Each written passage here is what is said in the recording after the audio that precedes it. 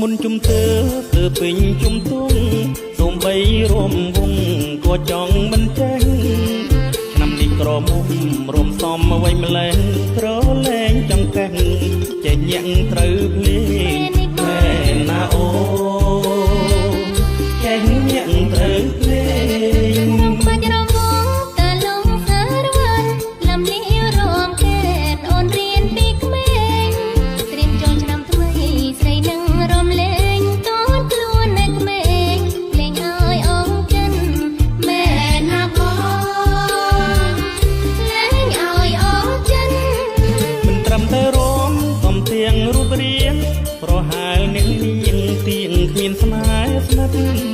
សូមចូលប្រសួនអូនមិនតន់គិតតងឲ្យជីវិត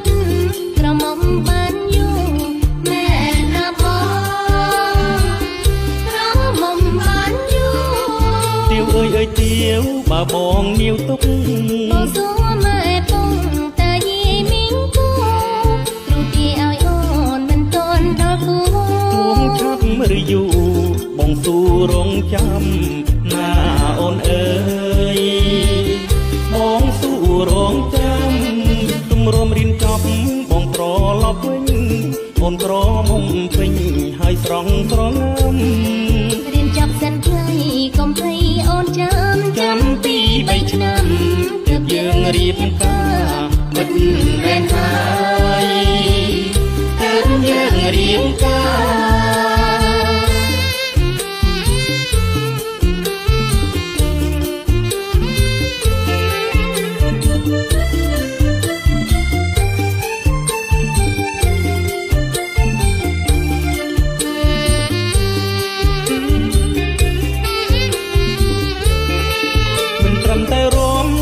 ទៀងរូបរាងប្រហែលនឹងនាងទៀងគ្មានស្នេហ៍ស្និទ្ធសូមទូលប្រសួនអូនមិនតន់គិតតងឲ្យជីវិតក្រមុំបានយូរមែនណាបងក្រមុំបានយូរទៀវអើយទៀវបើបងនាវទុក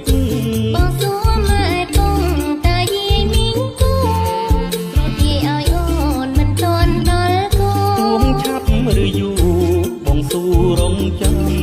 ណាអូនអើយបងស៊ូរងចាំទុំរំរៀនចប់បងត្រឡប់វិញអូនក្រមុំពេញហើយស្រង់ស្រងាំរៀនចប់សិនថ្ងៃកុំភ័យអូនចាំពី3ឆ្នាំទើបយើងរៀបការពិតមែនហើយ